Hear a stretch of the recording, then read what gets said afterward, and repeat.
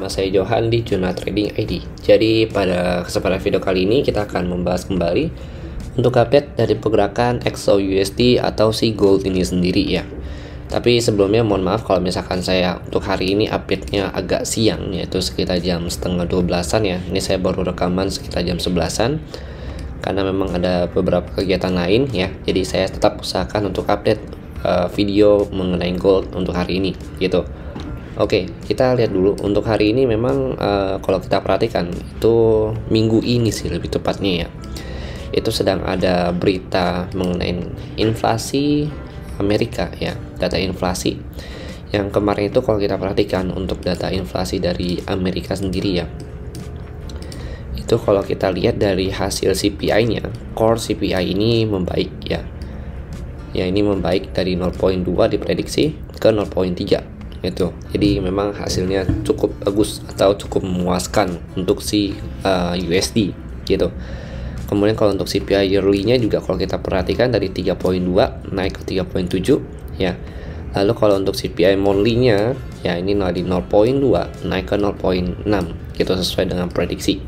Tapi overall kalau kita perhatikan memang ini adalah surplus untuk DXY gitu. Jadi cukup bagus. Artinya kalau misalkan tingkat CPI-nya ini bagus ya atau baik, itu kemungkinan besar pemerintahnya ini nggak akan terlalu hawkish gitu, tapi akan lebih bersifat agak dovish karena tidak menaikkan suku bunga gitu. Oke, kemudian kalau kita lihat memang permintaan crude oil ini masih kurang ya. Kalau kita lihat ya sampai 1 September ini, kalau kita lihat memang BBM juga udah naik ya, Pertamax, kemudian Pertamina, lebih tepatnya Pertamina, Shell itu terus BP ya, itu juga naik karena memang Arab Saudi pun masih menahan ya, tingkat penghasilan dari si minyaknya ini sendiri gitu loh. Jadi penghasilan minyak masih ditahan sehingga permintaannya itu cukup banyak gitu, tapi produksi minyaknya ini masih sedikit atau terbatas gitu. Oke, kemudian kalau kita lihat lagi ya, ini untuk CPI ya. Untuk malam ini kita ada PPI ya. Tapi sebelum kita bahas yang malam ini, saya mau bahas dulu sedikit mengenai GDP ya. GDP-nya ini kalau kita lihat memang tidak begitu bagus ya, dari 0.2 turun ke minus 0.5 ya. Memang ini sudah kita lihat juga dari forecast-nya dia 0.2 minus ya. Dan kita juga udah bahas kalau ini kurang bagus ya untuk GDP, sehingga GDP ini mengalami penurunan gitu. Oke, kemudian kita lanjut lagi nih untuk bahas yang news hari ini. News hari ini itu kalau kita dari euro, ini ada deposit facility rate ya di jam 19.15 atau jam 7.15 malam ya. Ini sesuai dengan yang sebelumnya. Jadi masih ya bisa dikatakan ini netral lah ya untuk area newsnya gitu. Kemudian ada ECB interest rate decision. Nah, ini ada Euro Central Bank interest rate decision. Ini keputusan mengenai suku bunga. Jadi kalau kita lihat mengenai suku bunga hari ini pun diputuskan di jam 19.15 ya atau jam 7.15 juga. Itu masih sama dari 4.25 ya ke 4.25 ya. Ini netral ya kalau untuk si euro ini sendiri. Kemudian ada core retail sales ya. Nah, ini dari USD nih 19.30 ada core retail sales dari 1.0 ke 0.4. Nah, ini kalau kita perhatikan ya untuk retail salesnya ini sedikit penurunan. Kalau kita lihat ya, ada sedikit penurunan. Nah, kemudian kita lihat lagi ada initial jobless claim. Seperti biasa ini hari Kamis ya, jadi ada news yang setiap minggu atau mingguan. Jobless claim ini kalau kita lihat ya dari 216 ke 225 ini kurang bagus gitu. Artinya yang klaim pengangguran ini semakin bertambah banyak gitu ya di jam 17.30. Jadi jam 19.15, jam 17.30 itu udah full of news semua gitu. Itu kalian harus hati-hati pokoknya.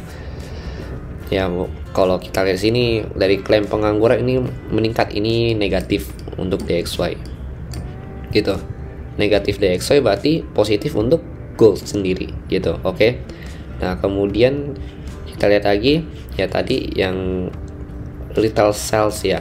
Jadi yang retail sales ini kalau kita lihat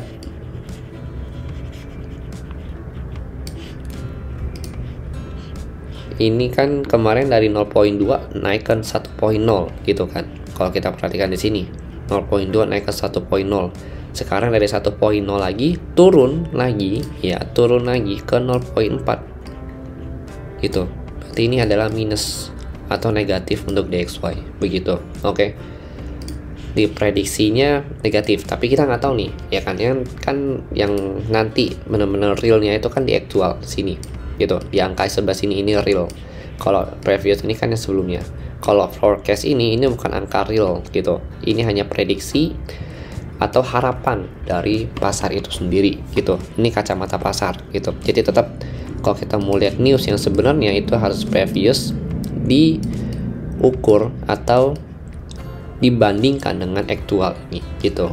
Previous ini cuma bahasanya tuh kayak ramalan pasar gitu, kira-kira hasilnya bagus atau jelek gitu. Oke.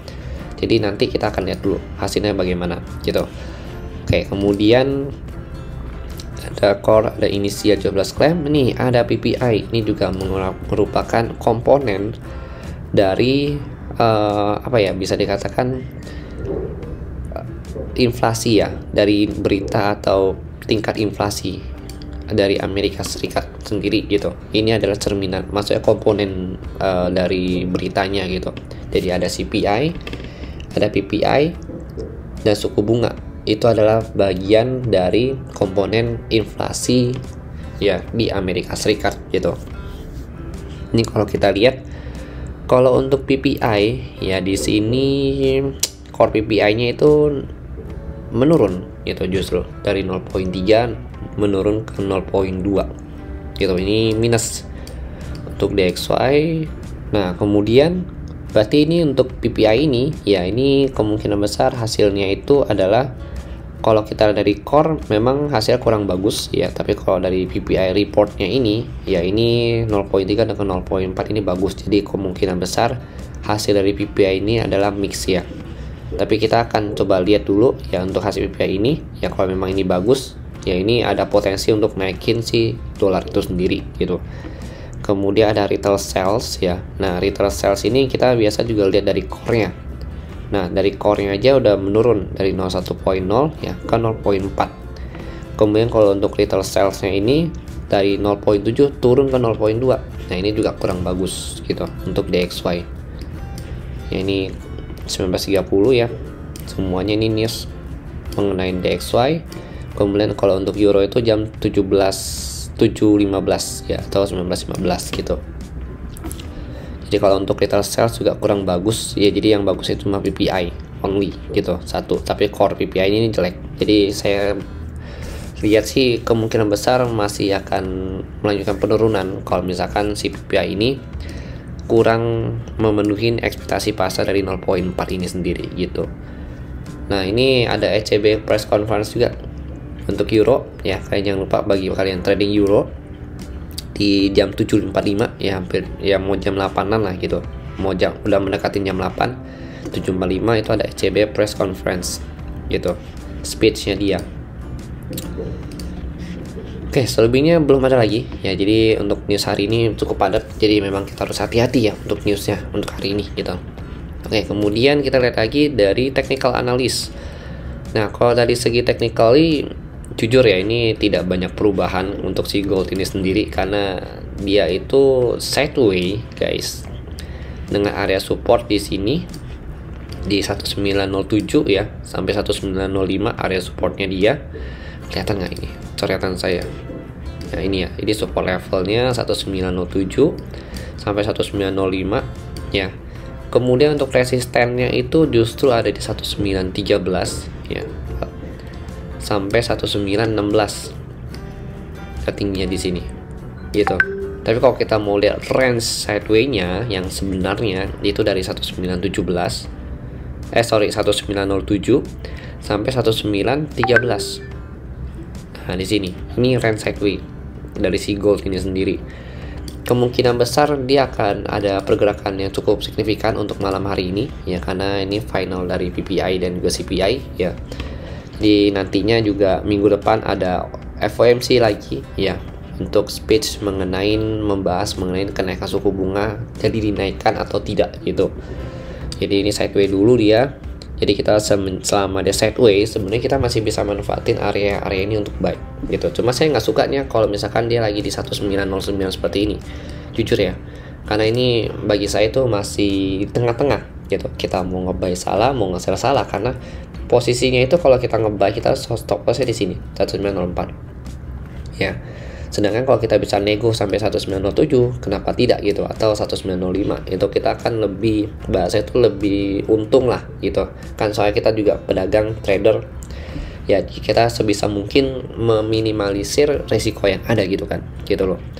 Nah ini dia masih berada di tengah-tengah, jadi much better kalau mau buy pun ya tunggu aja dekat-dekat sini ya, 1906 06 ya kan, 07 ya kan, atau 05 itu much better lah gitu. Kalau kalian mau nge-sell pun usahakan jangan mulai dari 1910 gitu, tapi kalau bisa dari 1911 ya, atau 1912 sana gitu sampai 1913an ya. Nanti stop loss itu bisa di atas 1915, jadi kalian bisa ngejar stop loss di atas spike yang ini gitu. Itu kalau misalkan harga masih sideways, tapi saya nggak jamin kalau nanti malam itu dia masih sideways ya, soalnya nanti malam itu cukup banyak news dari Euro iya, kemudian dari USD iya ya kan, ada beberapa news juga yang di report data rilisnya juga hari ini semua ya kan. Jadi nanti malam pasti agak berbeda ceritanya gitu.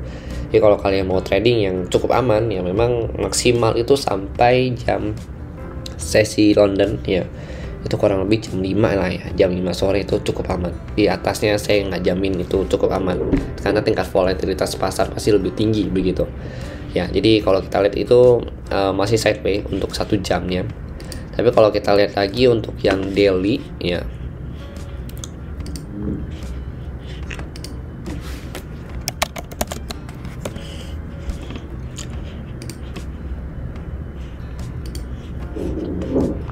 nah seperti yang kita lihat, kalau daily-nya ini dia masih bagus ya, masih cukup bagus daily-nya dia, downtrend-nya dia gitu, dan masih potensi nih untuk retest lagi ke sini 1904 berapa itu, 1891 1885 gitu, masih potensi untuk retest ke sana lagi gitu, dengan catatan dia berhasil ngebreak dari support yang di sini di 1904 gitu. 1904 support di break ya, maka dia akan lanjut turun ke 1891 sampai 1885 kembali gitu di sini gitu ya. Karena ini juga kalau kita lihat 1904 ini sampai 1900 lah bahasanya gitu kan, ini adalah area support yang cukup kuat untuk area daily-nya dia sendiri gitu. Nah kemudian ini untuk daily. Nah kemarin kalau kita kalian belum lupa ya, itu kita ada bahas di daily atau 4 jam ya, itu ada bearish flag ya, ini 4 jam. Nah ini ada bearish flag guys gitu.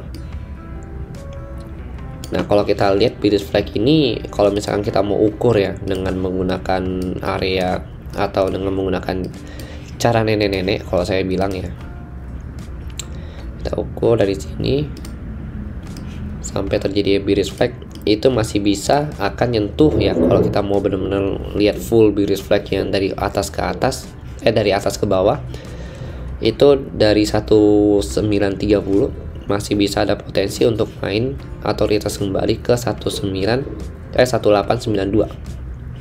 Kalau ini worst case-nya ya, tapi semoga aja tidak terjadi gitu di sini. Tapi kalau misalkan kalau kita lihat dari trennya ya, itu masih sangat memungkinkan gitu. Ini worst case-nya, dia turun ke sini.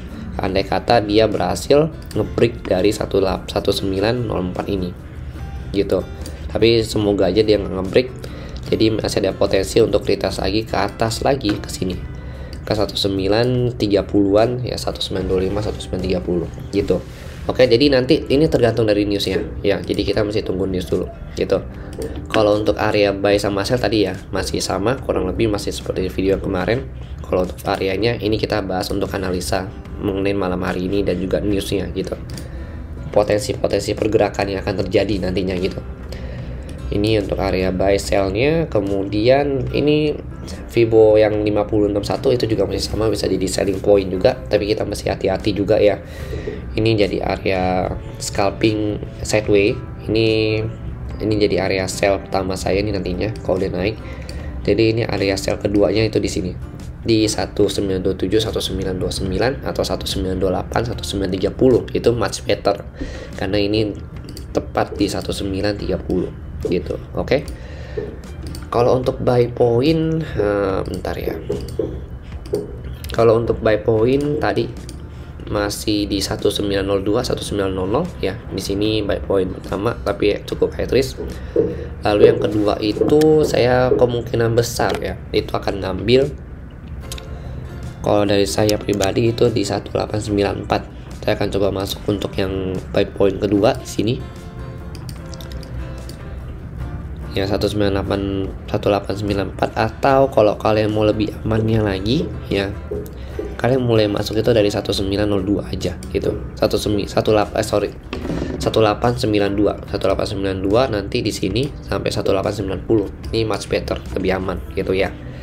Jadi ini buy point pertama, ini buy point kedua. Kalau kalian mau scalping boleh lah. Mungkin ke scalping ya entry di 1895 gitu.